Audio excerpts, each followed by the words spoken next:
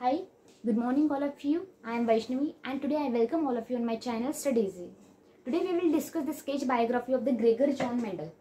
तर आज आपण या व्हिडिओ लेक्चरमध्ये बघणार आहे ग्रेगर जॉन मेंडल यांचे स्केच बायोग्राफी. तर चला बघूया.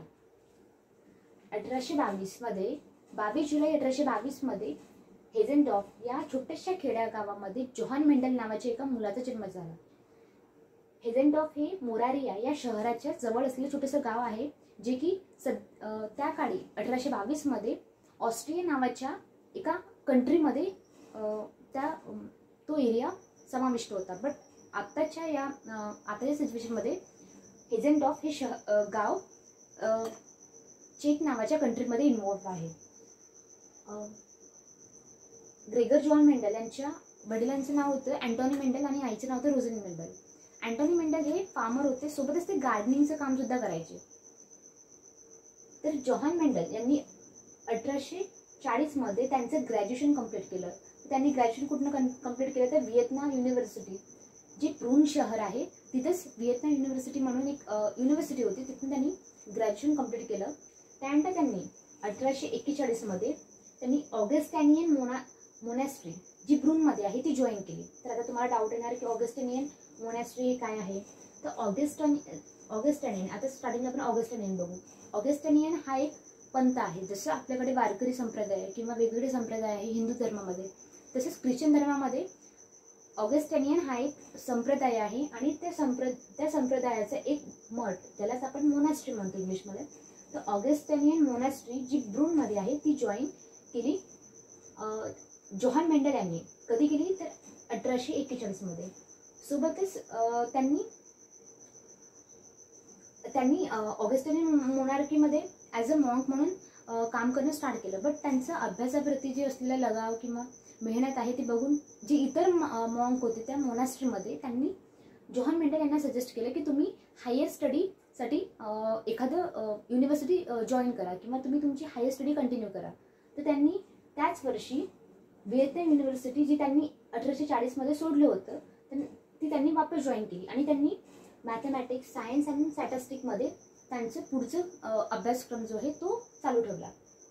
त्यानंतर त्यांनी 1854 मध्ये जेव्हा आपलं पूर्ण अभ्यास कंप्लीट केला, त्यानंतर त्यांनी 1854 मध्ये रॉयल जिम्नॅशियम नावाची एक स्कूल आहे ब्रूनमध्येच, ती त्यांनी जॉईन केली ॲज अ टीचर म्हणून. इथं ते मॉन्क म्हणून काम करतच होते. सोबत त्यांनी रॉयल जिम्नॅशियम स्कूलमध्ये ॲज अ टीचर म्हणून लहान मुलांना शिकवणं स्टार्ट केलं. तर ते काय शिकवायचे तिथं तर फिजिक्स आणि लाईफ सायन्सेस हे दोन सब्जेक्ट तिथं लहान मुलांना किंवा स्कूलच्या मुलांना शिकवत होते.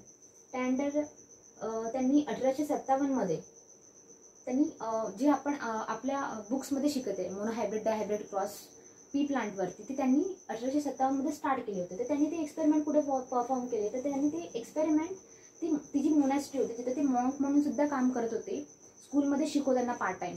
तर त्या ऑगस्टेनियन मोनॅस्ट्रीच्या जो गार्डन एरिया होता, त्या गार्डन एरियामध्ये त्यांनी परमिशन घेऊन तिथंच पी प्लांटवरती एक्सपेरिमेंट करणं स्टार्ट केले. कधी केले तर 1857 मध्ये. तर ते 1857 पासून ते एक्सपेरिमेंट त्यांचे कंप्लीट झाले 1865 मध्ये.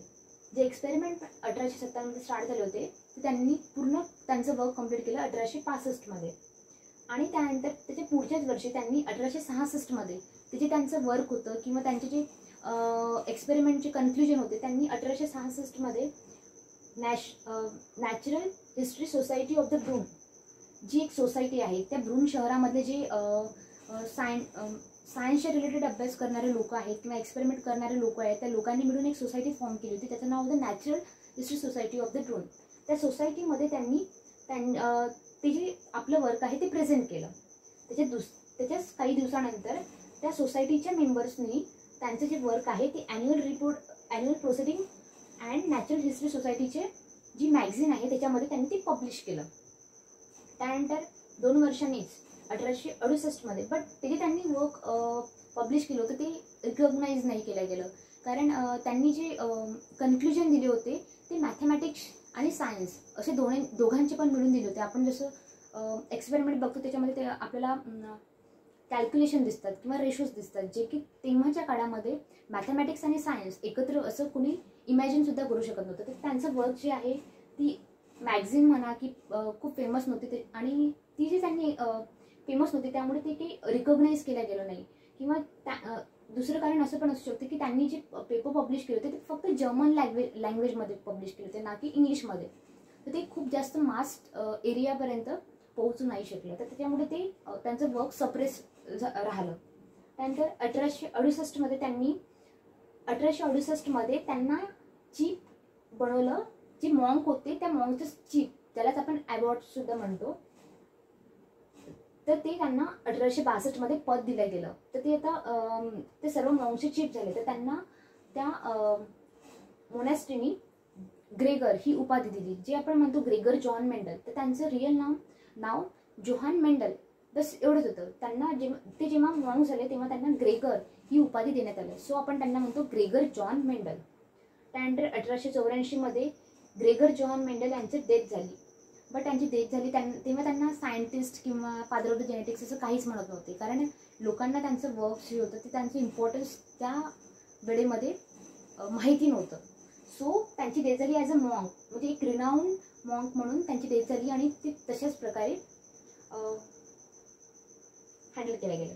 त्यानंतर 1900 या वर्षी 3 बॉटनिस्ट होते वेगवेगळ्या कंट्रीमध्ये.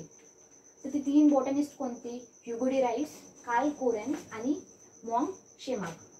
या तिन्ही वेगवेगळ्या बॉटनिस्टनी आपापल्या कंट्रीमध्ये काही जेनेटिक्सवरती काही एक्सपेरिमेंट केले आणि त्यांचे काही कन्क्लुजन काढले किंवा आपण म्हणू शकतो लॉज काढले.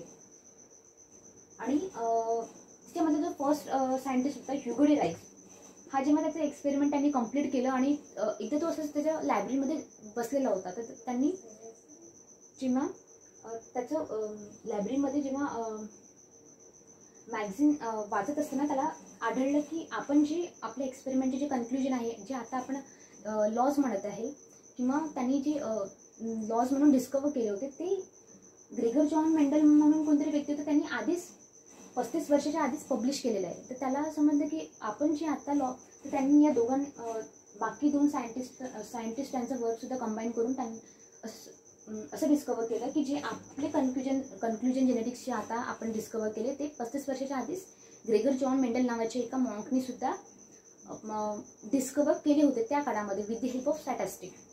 सो त्या तिघांनी पण ग्रेगर जॉन मेंडल यांचं वर्क रिडिस्कवर्ड केलं आणि 1901 म्हणजे 1901 मध्ये फ्लोरा नावाच्या मॅगझिनमध्ये त्यांचं जे एक्सपेरिमेंट्स होते किंवा त्यांचं जे कन्क्लुजन्स होतं ॲज अ लॉच्या फॉर्ममध्ये पब्लिश केलं. आणि तेव्हापासूनच आपण ग्रेगर जॉन मेंडल यांना फादर ऑफ द जेनेटिक्स अशी टायटल दिला गेलं. So thank you. If you like it then please share, subscribe and comment. Thank you.